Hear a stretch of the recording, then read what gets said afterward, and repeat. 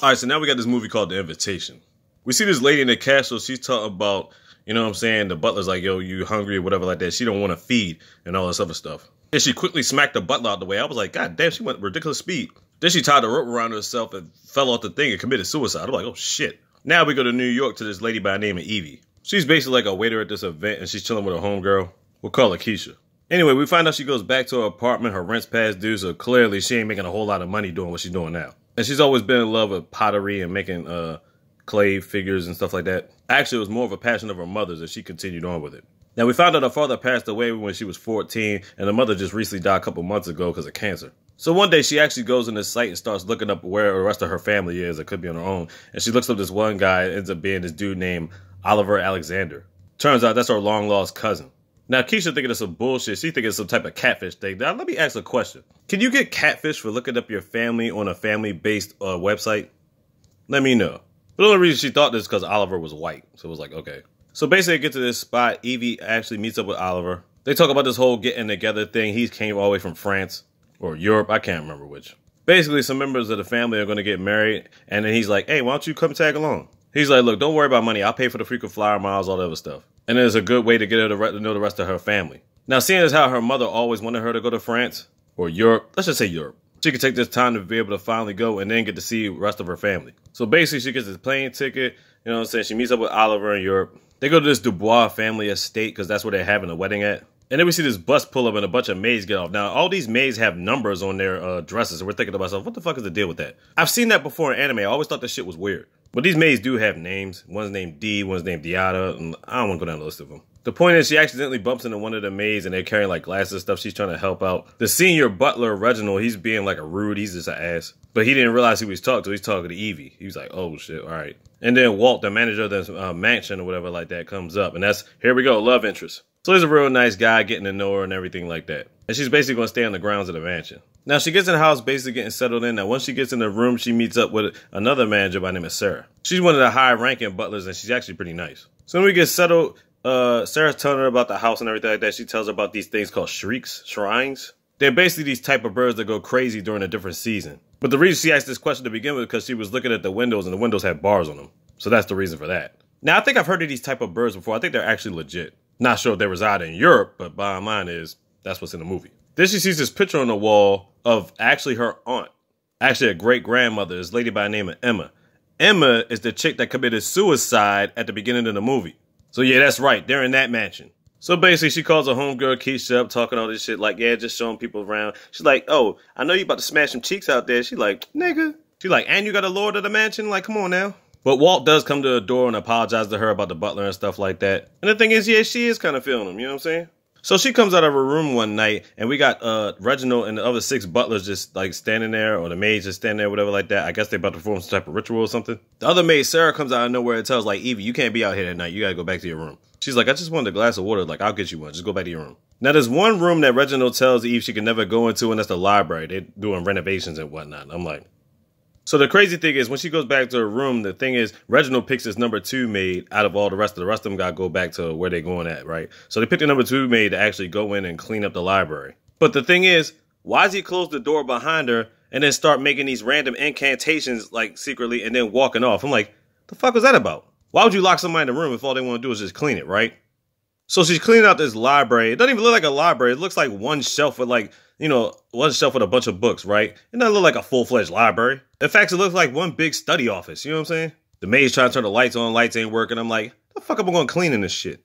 But then she ends up getting attacked. Attacked by what? The ghost? All you see is her getting snatched up and that's it. I'm like, what the fuck is happening here? Did Reginald just send his maid to their doom? Like, what the fuck? So it gets to a point later on, Walt gives her like his dress or whatever like that so they can enjoy these festivities, right? She meets the family and everything like that. Now, she's the only black person out the family. Go figure, right? Then she has to meet these 2 ladies by the name of Lucy and Victoria. Victoria comes out kind of brash. Lucy's pretty cool, you know what I'm saying? I'm thinking to myself, if Victoria hating, you know what I'm saying? Is it because Walt's feeling Evie or whatever? But like I said, Lucy's pretty cool to Evie. They have little conversations. They get it rocking. So then Walt ends up asking Evie to dance and stuff like that. Then he's like, yo, this crowd's getting crowded. Let's get up out of here. You know what I'm saying? They get a little smooth talking and whatnot. Then he ends up kissing her. Fireworks start sparkling and shit. Then she has this like crazy ass nightmare. And it basically replays the events of Emma committing suicide. Then all of a sudden she wakes back up and then she sees some type of ghoulish figure about to jump down on her, and then she wakes up again. She's like, what the fuck? Walt comes in to comfort her.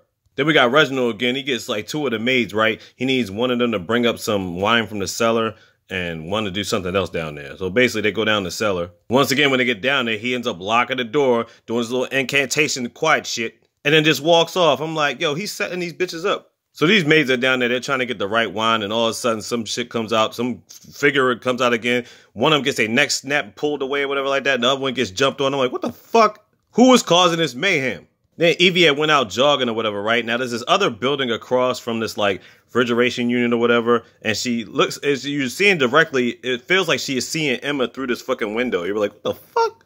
So apparently Emma didn't die a long time ago. They said it was recent, but how recent, we don't know. So we're thinking to ourselves, why does this butler keep leading these maids to doom? What's the point? So Evie's getting curious about some shit, right? Before she can figure anything out, Lucy and Victoria wake up like, it's time to go to the spa. We're having a spa day. So then while Lucy's talking to Eve and they're getting like their nails clipped and stuff like that, Victoria's swimming around butt naked in a daggone spa or whatever. They get to talking and one of the maids accidentally clips her finger. So like Eve is like, ah, shit, whatever like that. So Victoria's like, I can help you out with that. And then she takes her finger, just sucks all the blood out of it. I'm just like, what the fuck? Lucy looks up at Victoria like, seriously, yo? Really? So you're thinking to yourself, why would Victoria just do that out the blue?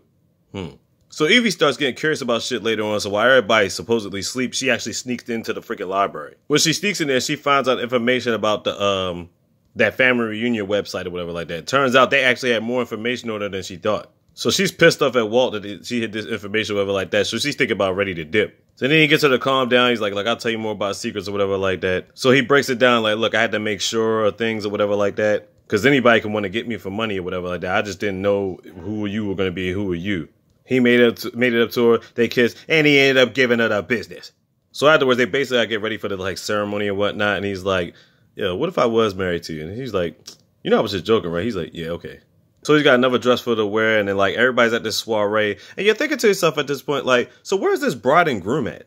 So as they're all getting ready to eat, all of a sudden, Walt has this announcement to make. It's like, yeah, as far as the bride and groom, me and Evie, the bride and groom. They're like, what the fuck? They're already getting married for real this time. And she's thinking to herself, like, what the heck is he talking about? And then Reginald brings in his maid, and actually just slits her throat right under the blue, and then like pours it in a container or whatever like that, and then starts passing out blood. I'm like, what the fuck is going on? Come to find out, all these motherfuckers is vampires. I'm like, really? I should have known. The only one that's not a vampire is Sarah, but I'll explain her later. So obviously Evie's not going to accept this ritual or whatever like that, so they basically got to lock her in a dungeon. So then we found out Victoria's been living for like 500 years, Lucy's been living for like 100, and it turns out Victoria was the one that was like knocking out all these damn maids, drinking their blood and whatnot. They saved one, but the one they saved is for Evie. And then she was like, yeah, I was in your room that night, I was just trying to scare you, I was just fucking around. So they basically put her in a coffin and lock her in there until it's time for the ceremony. So when daylight breaks, somebody breaks her out the coffin. It turns out it's Sarah. Sarah's like, look, we ain't got that much time. You gotta get the hell out of here. So she tries to save her life, tells her to go through the corridors. If you get caught, you know what I'm saying, stab them in the chest, you know what I mean, cut their heads off, do whatever you gotta do, put them on fire. Basically the typical ways to kill a vampire. So she's like walking around the castle. She ends up stumbling into this little cellar. And this is where she finds the other maids and dead bodies. It was just like, ugh. Reginald somehow got in the barn cellar. Eve was getting the heck up out of there. She had dipped out. And she's basically on her way to try to escape London. But basically, she runs into this house or whatever like that. And this lady's at the house. She's like, come on, help me, please, whatever like that. So they let her in. And she got her husband there on the phone to like call the local police or whatever like that, right? And the lady's trying to give her this tea. Now, she didn't drink this tea yet. But as she's looking around the house, she's looking at these pictures, right? And the one particular picture has the couple on it. But right next to them is the Walt family, you know what I'm saying? Reginald, all them niggas. So she's like, oh, shit.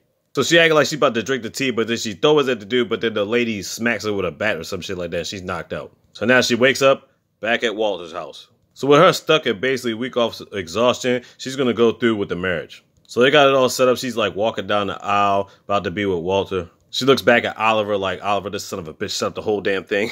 And the other maid is hanging off the side of the wall, the only maid that's left that's supposed to be sacrificed for Evie. So they're about to consummate the marriage, and she ends up drinking some blood off of Walt's arm, and she ends up becoming a vampire. But then she turns on and lights the place on fire as she was about to pretend to bite the maid's neck or whatever like that. She throws this stake inside of Walt's heart, like, oh, I'm dying, help. But if he dies, that means Lucy and Victoria die, whatever like that, because he's supposed to be this movie's version of Dracula. Nigga, I see a Castlevania, nigga, you ain't Dracula.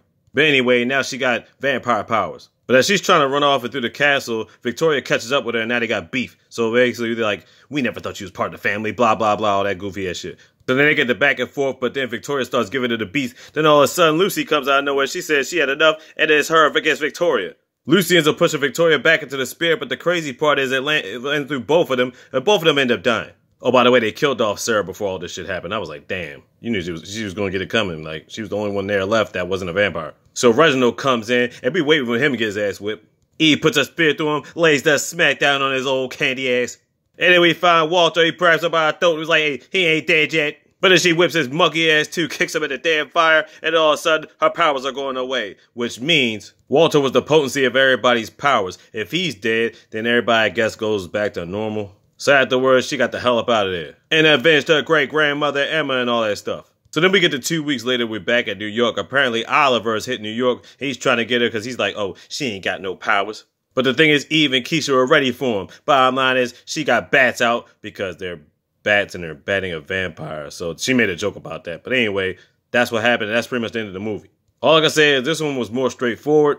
They invited her to a family. They wanted her to be the new elder ruler or whatever like that. But she wasn't going to go with all that vampire shit. And that's pretty much how it went down. The Invitation on Netflix. Check it out.